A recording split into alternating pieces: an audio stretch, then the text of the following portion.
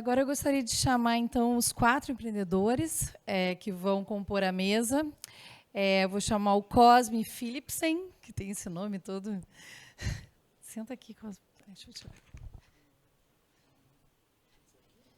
Pode ser? Sim. O Cosmos, o nome do projeto dele, da empresa, é o Rolê dos Favelados. Ele tem um... Das favelas? Mudou. Tá. Um guia histórico-cultural pela favela mais antiga, né, daqui do Brasil, que é o Morro da Providência, onde a gente está aqui no pé do Morro da Providência. Eu gostaria de chamar também para a mesa a Lívia de Sá Baião, que ela é da Associação Rio Memórias, que é um museu virtual que ele resgata e divulga histórias sobre a cidade do Rio de Janeiro. Também gostaria de chamar a Marcele Porto da Silva, que trabalha com educação empreendedora e tem 2 projetos de capacitação empreendedora para mulheres no Morro da Santa Marta e na Cidade de Deus. Ela é mentora desses projetos. E gostaria de chamar o William Reis, que é do AfroReg. A moderadora dessa mesa é a Eneide Maia, que é uma das nossas anfitriãs aqui da Ação da Cidadania. Boa tarde, né? Já é boa tarde? Não. Bom dia, né? Vou passar um pouquinho como vai ser a dinâmica daqui, da mesa. Então, cada um de vocês vai ter 15 minutos para fazer uma apresentação. Durante essa apresentação, vocês vão dizer quem vocês são, né, a trajetória, qual o seu empreendimento e por que esse empreendimento é importante para vocês. Então, em seguida, a Sara vai fazer sempre a primeira pergunta para vocês e a gente vai abrir para o público também para interagir com curiosidades e outros interesses sobre a empresa de vocês e vocês mesmos. Quem tiver a apresentação também já vai... A Bruna vai poder colocar lá para vocês. Pode ser que em alguns momentos tenha que afastar um pouquinho, porque a gente está com... Tem o stream, né, porque está ao vivo no YouTube, e as apresentações. Então, pode ficar uma luz aí incômoda, só afastar um pouquinho durante um tempo. Então, vamos começar com William. Bom dia para todos, para todas. Meu nome é William Reis, sou coordenador do Grupo Cultural AfroReg. Estou no Grupo Cultural AfroReg há 13 anos. Desde 2017 eu sou coordenador executivo, então hoje eu coordeno o AfroReg, todas as atividades do AfroReg. Sou cria do Complexo do Alemão, né? Então cresci no Complexo do Alemão e acho que todo mundo, todo jovem que cresce e chega à fase adulta da vida, que cresceu numa favela, é um sobrevivente, né? Porque a gente vive num país que a cada 23 minutos morre um jovem negro. O Brasil é o país fora da África com mais pessoas negras. O Brasil foi o último país a abolir a escravidão. O Brasil foi o último país a acabar com o tráfico negreiro. Então, todas essas conjunturas de escravidão refletem hoje na sociedade brasileira. Então, acho que quando eu vi ali Ruanda, a África é aqui. A nossa África é aqui, né? É um país onde a maioria é preta e os mais privilegiados são brancos.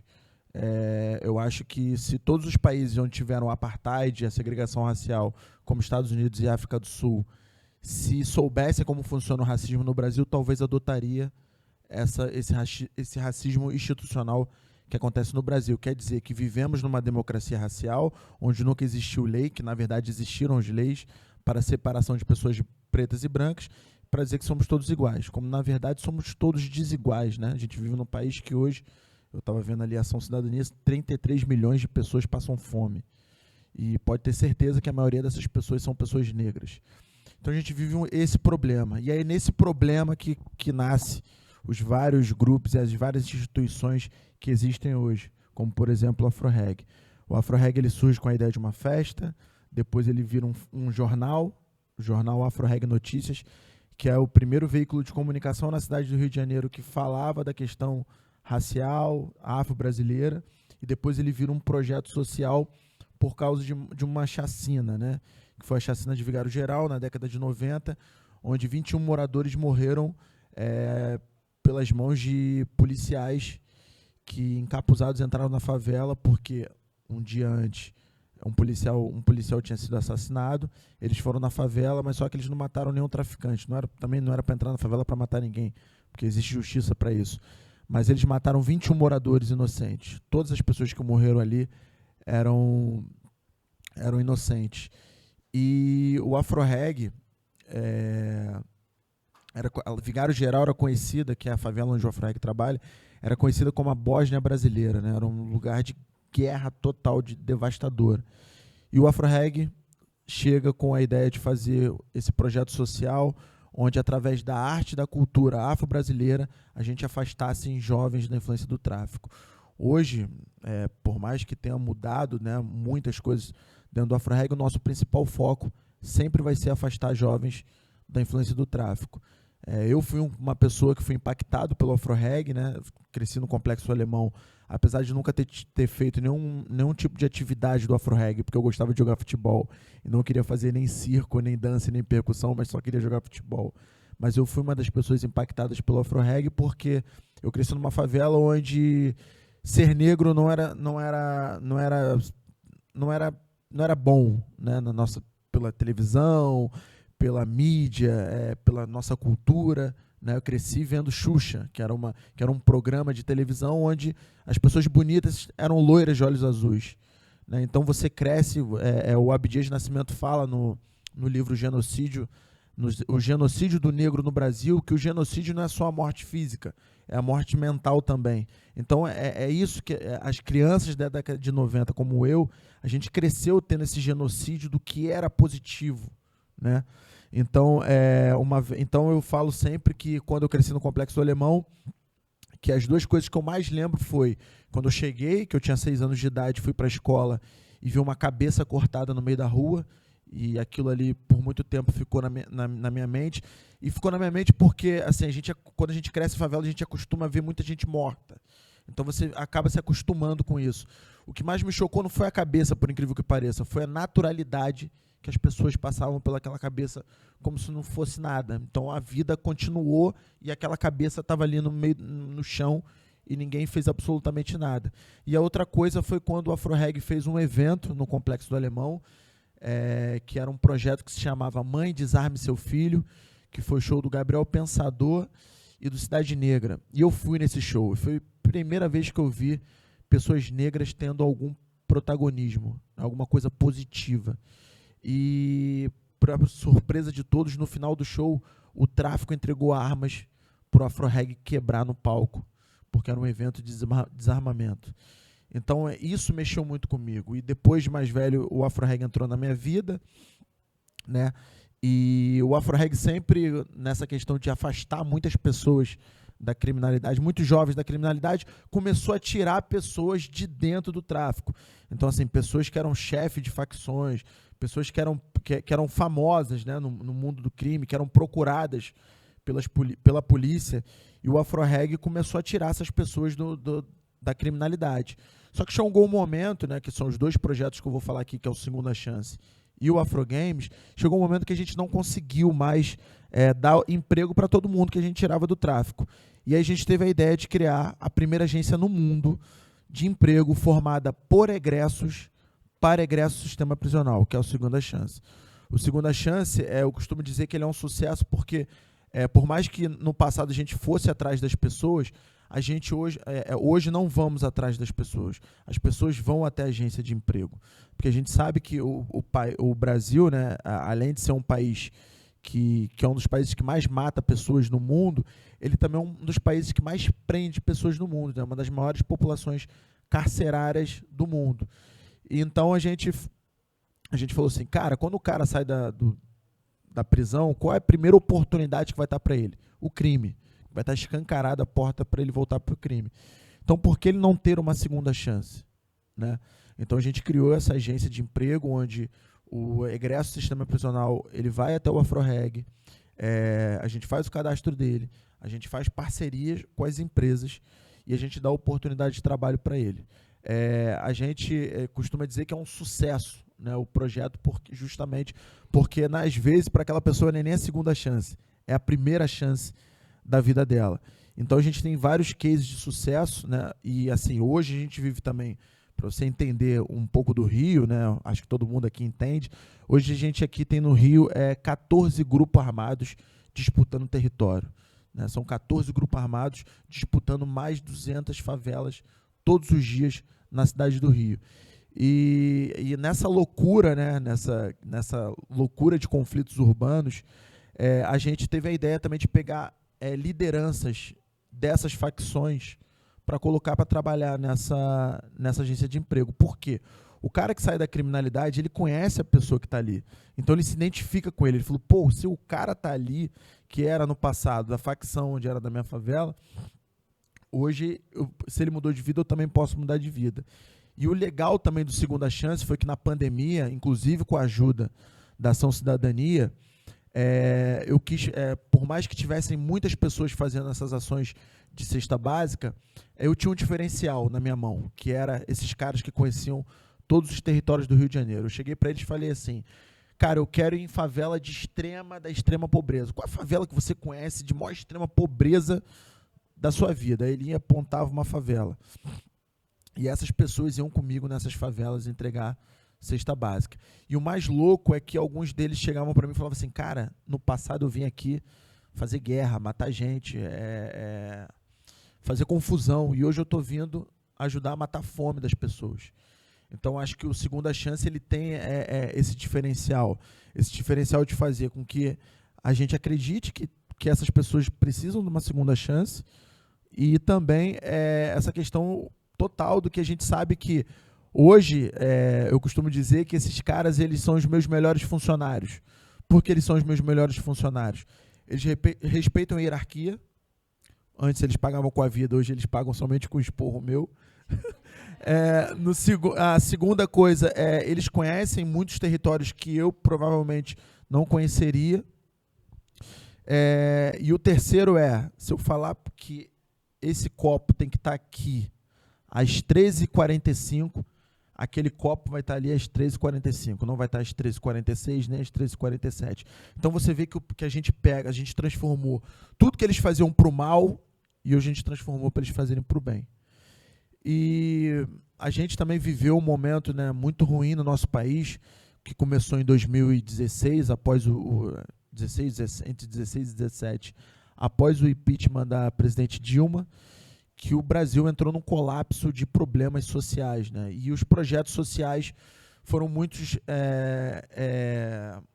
como eu posso dizer, eles foram muito marginalizados. A palavra social foi muito marginalizada, muito pelo próprio futuro ex-presidente Jair Bolsonaro, que fez com que todos esses projetos sociais tivessem alguma ligação com o PT, então tudo que era social era totalmente negativo. A crise que a gente teve no país, então as empresas pararam de investir também nos projetos sociais e muito projeto social quebrou. E o AfroReg quase faliu, né? Eu falar isso, que o AfroReg, uma ONG que vai completar 30 anos ano que vem, quase faliu. Todo mundo aqui que conhece o AfroReg deve pensar assim, cara, como o AfroReg quase faliu? O AfroReg quase faliu porque teve uma grande crise social no nosso país. Mas só que nessas crises, e eu costumo dizer que isso é muito nosso também, da nossa herança africana, eu costumo dizer que o negro, ao longo da história, ele, se tivesse uma palavra, eu ia falar de reinvenção. As pessoas negras se reinventaram as suas religiões, reinventaram as suas músicas, reinventaram os seus esportes, reinventaram as suas culturas, reinventaram as suas ciências. E por a gente ser um projeto de favela e que majoritariamente são de pessoas negras, a gente também teve que se reinventar. Eu acho que por muito tempo a gente transformou a vida de muitas pessoas através da arte e da cultura. Chegou um momento que a gente também teve que mudar esse modelo. E esse modelo só foi mudado também por causa das adversidades da vida, né? A gente sempre muda através dessas adversidades, a gente sempre se recria. E um certo dia a gente foi numa reunião e a gente queria que um empresário assumisse o estúdio de música que a gente tinha em Vigário Geral. E ele falou que estava saindo do ramo de música, porque tava uma coisa indo muito pro lado sertanejo, né? Ele falou assim, tá, beleza, eu pego esse estúdio de música. Se vocês comprarem 100 cabeças de gado e dá 1000 chapéus de boiadeiro na favela. A gente ficou olhando assim, porque hoje o que dá dinheiro é música sertaneja. E ele falou assim, eu tô saindo do ramo da música, mas eu tenho isso aqui. E ele mostrou um campeonato de games nos Estados Unidos, onde a gente, com o nosso olhar social, a gente viu que não tinha uma pessoa negra jogando, uma pessoa negra no lado dele, na arquibancada, e nem uma pessoa negra trabalhando. Então, quando ele falou que ia trabalhar com games, a gente falou assim, cara, por que a gente não monta isso dentro de uma favela? E aí a gente montou o primeiro centro de esporte dentro de uma favela no mundo, que é o Afro Games. O Afro Games é um projeto onde é voltado para o esporte, onde a gente ensina o jovem e a criança a jogar o game, porém, a gente ensina também ele a programar, a criar trilha sonora para entrar nesse mercado de trabalho que não para de crescer, e além do inglês. E aí você vê que é muito doido que se você chegar, aqui a galera que trabalha na área social, sabe que se você chegar assim numa favela e falar assim, vai ter curso de inglês para criança, as crianças não vão querer. Porque essa metodologia quadrada não funciona dentro da favela. Então você tem que provocar esse jovem da favela a trazer com que ele se interesse por isso. Então, a partir do momento que ele viu que ele tinha dificuldade de entender o jogo por causa do inglês, eles mesmos pediram reforço do inglês. E hoje a gente tem jovens a partir de 12 anos criando jogos e falando inglês, se comunicando em inglês. Então, o Afro Games é um projeto que já está sendo muito premiado. Hoje a gente atende a 317 crianças, jovens e crianças, e até agora, no final de dezembro, a gente vai estar ampliando para 500 atendimentos. O Afro Games também ele funciona também como uma ferramenta de quebrar essa questão de a minha área e a sua área. A gente criou agora 2 centros de esportes dentro da Maré, na Nova Holanda e no Morro do Tibau, que são 2 favelas rivais, onde os jovens hoje frequentam essas 2 favelas, quebrando essa barreira. Então e mostrando para eles que eles não têm nada a ver com isso. Que todas as pessoas, tanto que moram na Nova Holanda quanto no Morro do Timbal, são pretas, são pobres, são de favela como eles. Então, acho que é um sucesso que a gente faz. Dia 21 a gente completa 30 anos. Acho que a gente tem muita felicidade, porque é difícil uma empresa viver 30 anos, imagina um projeto social viver 30 anos. Então a gente está muito feliz de ano que vem a gente estar completando 30 anos e mudando realidade, salvando vidas. Eu separei um vídeo aqui agora para você assistir um pouquinho do que a gente faz lá em Vigário Geral com o Afro Games. Obrigado, gente.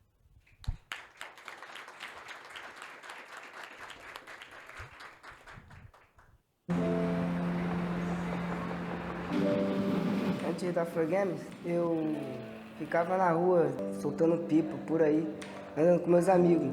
Já sofri muitos acidentes, mas graças a Deus não sofro mais.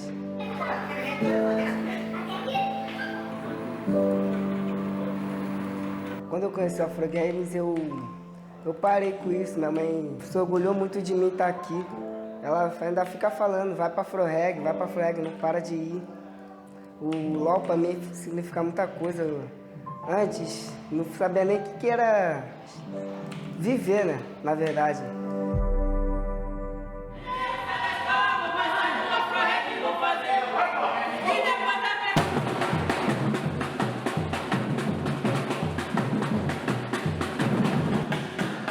Muitos amigos aí ficam falando sobre a Afro Reg, o que eu faço aqui. Eu falo pra eles que aqui tem tipo uma game house que tem vários jogos.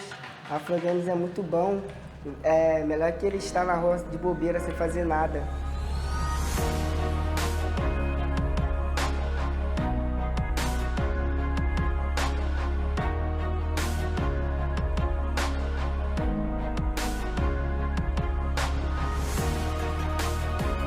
Aqui é a nossa sala principal. Aqui a gente tem aula para 100 jovens de programação de jogos, League of Legends, Valorant e Fortnite.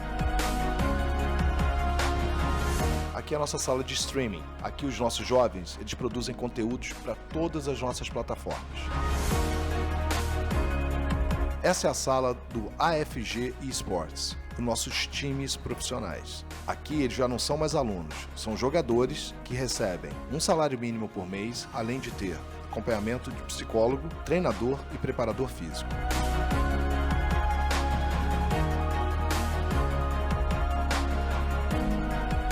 Essa é a nossa sala de inglês. Todos os jovens, os 150 jovens, têm aulas de inglês regularmente.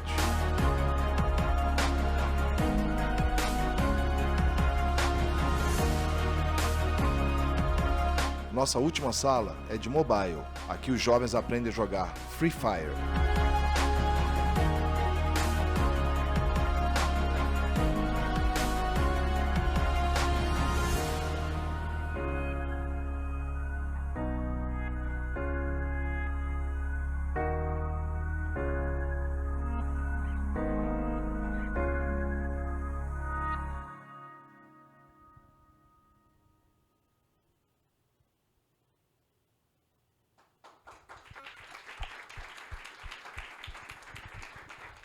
Agora, pela dinâmica, a Saras vai fazer a primeira pergunta e vai abrir para a audiência. The first thing I want to do is high five, right? Do a high five.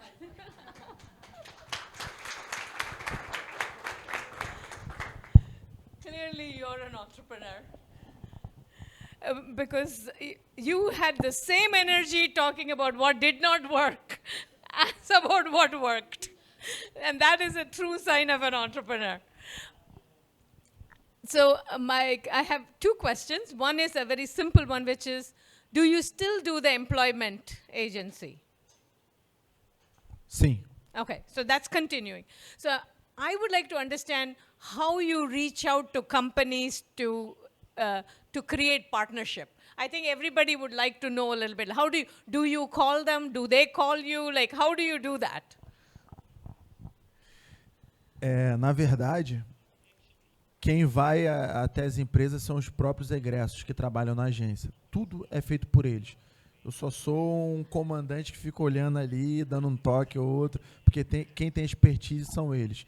Eu acho que as empresas confiam muito no Segunda Chance por causa da credibilidade do AfroReg, né? E eu acho que essa credibilidade é pela história do nosso trabalho, acho que é pelo que a gente desenvolveu ao longo dos anos, e eu acho que o que funciona também é o que a gente fala que é o papo reto, né? Esses egressos, eles chegam nas empresas, eles contam exatamente o que eles eram no passado e o que eles se transformaram. E aí tem empresas, né, que acreditam nisso, tem empresas que não querem, obviamente, por causa do preconceito. Tem empresas que querem, mas não querem serem divulgadas com medo das próprias pessoas que consomem naquela empresa não consumir mais. Por exemplo, por muito tempo, um grupo muito grande de restaurantes que muita gente aqui frequenta, contratou muita mão de obra de pessoas que saíam do sistema prisional. Mas eles pediram, pelo amor de Deus, para não divulgarem, porque eles tinham medo, geralmente, disso. Mas também tinham outras empresas, por exemplo, como o TT Burger, que todo mundo aqui conhece também, que divulgou, e não só divulgou, como também fez um vídeo mostrando aquela pessoa a partir do momento que começou no TT Burger e depois até onde ela pôde chegar. Então, acho que é isso. Hoje, o apoio do Segunda Chance, ele vem através da Brasil Foundation, né, inclusive de uma família holandesa, que também não quer também que seja divulgada, mas é uma família que acredita e já há 3 anos investe dinheiro para que essa agência continue funcionando. Thank you for sharing that. This is the kind of thing I like to bring to class to teach students as well. So I will be using this clip. So the idea is that this connects to the pilot in the plane we talked, which is you are helping some people get the job, and then they become the entrepreneurs, right? They are getting you the next contract. They become your self-selected stakeholders. So I love the idea that you say you're just the captain or the maestro, right? Depending on how you look at it. So thank you for sharing that. Let's open to the audience if you have a question. Yes.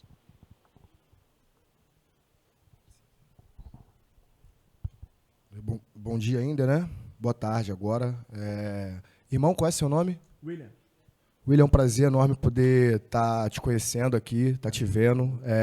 O AfroReg é um local onde eu acho que vai compor um pouco da mente formativa de qualquer negro que consegue passar dessa estatística, que a gente sabe que é factual, não só fatal, mas ela é também planejada, é também organizada para isso. Eu acho que a gente entende isso nesse lugar. E você poder ter acesso à universidade, você ter acesso ao conhecimento, possibilita você ter um olhar crítico quando você vem de dentro dessa realidade. Eu acho que você teve muito isso. E quero fazer uma pergunta, né, mas também associar aí também o que a professora trouxe. Prazer, professora. Eu sou Yuran Albuquerque, sou estudante e pesquiso sobre o tema da senhora. Muito interessante. Principalmente por essa questão da realidade do Rio de Janeiro. Eu acho que a gente parte por particularidades sociais que são muito intrínsecas a um conceito histórico nesse estado, que é o genocídio. Porra, quando tu falou 14 grupos armados, eu achava que era 3, milícia, terceiro comando. Porque são as milícias, né? São várias, né? E ao mesmo tempo se articulam e são o mesmo nome, ao mesmo grau da representatividade, apesar de um estar comendo o outro, né, no pau, e aí é o que já domina ter 33% do território do estado, e essa é uma realidade que, como, irmão, como? Não vou querer perguntar como você fez para conseguir, porque já está feito. Mas a nível do campo, acho que da educação e desses gatilhos que você consegue interpretar e trazer ao campo material, a gente consegue trazer isso, sei lá, de forma formativa, de forma a apresentar um programa, uma proposta. Acho que está faltando. É necessário outros coletivos conhecerem o AfroReg, conhecer a perspectiva, o modelo de negócio do AfroReg, conhecer, fazer o que a gente vai chamar de benchmark com o AfroReg. Esses diálogos, essas pontes que a mestra estava trazendo, e eu acho que a gente precisa traduzir no Rio de Janeiro. Mas como fazer isso? Se você tem alguma contribuição para trazer um nível mais intrínseco disso. E, professora, muito obrigado pela oportunidade no Rio de Janeiro. Eu acho que Effectuation Rio é a solução, o campo possível da gente fazer, não só na ciência, mas na prática, na pragmática, porque é sobre isso que é o olhar efectual. Certo? Muito obrigado, isso aí. Eu acho que eu tenho 13 anos de AfroReg, né? O que eu aprendi é que no início do AfroReg, o AfroReg só atuava em área de comando vermelho. E hoje o AfroReg é uma das poucas ONGs que transita em todas as favelas do Rio de Janeiro sem barreira alguma. Isso se deve muito ao José Júnior, que é o fundador do AfroReg. Ele, quando viu que o AfroReg ficou muito vinculado a somente áreas de comando vermelho, ele falou: opa, eu não quero isso. Eu quero que o AfroReg seja uma ONG de todas as favelas do Rio. Então ele começou a abrir núcleos em outros territórios, terceiro comando, de ADA, depois a gente calhou também de trabalhar numa área também de milícia. Então acho que quebrar esse estereótipo foi a primeira coisa que ele fez para que todos esses territórios e todas as pessoas entendessem que o trabalho do AfroReg não era um trabalho para um grupo e para um território específico, era para o público de favela. Eu costumo dizer, e como você fala assim, isso a academia traz para a gente, o meu amigo aqui falou, né, que a academia, a gente fica muito nesse discurso, né, e eu concordo plenamente com isso, mas a gente que é preto, vem de favela, a gente consegue usar a academia também ao nosso favor, e quando a gente consegue transformar ela para a nossa realidade, dá bom, dá muito bom. E foi na pandemia que eu percebi exatamente uma coisa que eu fui pesquisar, né, eu fui convidado para escrever uma coluna na Veja Rio, e aí eu acordei com uma notícia de que, por causa da pandemia, as ações policiais tiveram que parar nas favelas do Rio de Janeiro, né? Parou um pouquinho tempo, mas parou. E aí fizeram uma pesquisa, né? O Observatório fez uma pesquisa, e essa pesquisa hoje até virou texto para mim, né? Eu escrevi sobre isso. Se vocês procurarem lá, vocês vão ver que, apesar da proibição das ações nas favelas, né, que sempre falam que é para combater a criminalidade, a violência não diminuiu e nem aumentou. Ela simplesmente parou, ficou ali estagnada. Ficou estagnada por quê? Porque as polícias elas foram obrigadas a adquirirem outros métodos para resolver isso, que é o método que a gente sempre fala, a investigação, né? Então você vê que hoje a gente sabe que a cada governo, né, não só nesse governo, mas todos esses últimos governos que tivemos na nossa cidade, cada vez mais segurança pública, o investimento aumentou muito, muito. E o retorno é zero, né? Porque quando a gente fala, inclusive, dessa pessoa negra que está morrendo, a gente também está falando do policial negro que morre, que também veio de favela, que também é pobre, que também é negro e que também é afetado pelo racismo. Então, o que acontece é um ciclo vicioso de querer resolver os problemas das favelas somente com essas ações policiais que a gente sabe que não resolve. Você vai entrar numa favela, vai fazer uma chacina, tem 30 na fila para entrar na boca de fumo. Então, outras metodologias tem que ser, né? A gente tem que investir em outras tecnologias, em outras metodologias. Então, eu acho que são essas coisas que faltam para a gente entender. Eu acho que o AfroReg, por mais que a gente exista há 30 anos, a gente também aprende com muitas pessoas também, com outros projetos também. Eu acho que não é só... Eu não gosto também muito dessa coisa assim, o AfroReg tem que ensinar. O AfroReg aprende muito. Tem muito lugar, por exemplo, semana passada eu estive com a Sueli Carneiro. Se eu falei 2 minutos, foi muito. Eu falei, opa, só quero escutar. Sueli Carneiro está do meu lado. É como se a Angela Davis estivesse do meu lado. Né? Do tamanho da Sueli Carneiro é isso. É porque ela é brasileira, né? E a gente tende a valorizar mais quem é de fora. Não, mas a Sueli Carneiro, para mim, é igual ou até melhor que a Angela Davis. Né? Então, eu acho que a gente também tem que ouvir muito. Mas eu concordo com você. Eu acho que passou do momento acho que a gente criar um coletivo de projetos sociais para levar propostas ou então a gente mesmo captar esse recurso e fazer do nosso jeito. Eu acho que é isso. So, Willem, thank you for that. But I am not sure you answered his question. So, you don't need to teach, and I understand teaching, good teaching is learning. So, good teachers will tell you that. But you still have to work with people, right, in education, because we need to learn how to create more Willems as well. So it's about co-creating people who can solve problems in their community, right? I'm not trying to make you feel good. But we have that task. It's not enough to just solve the problem. We have to scale up. So we have to have other people who can solve the problems in their community.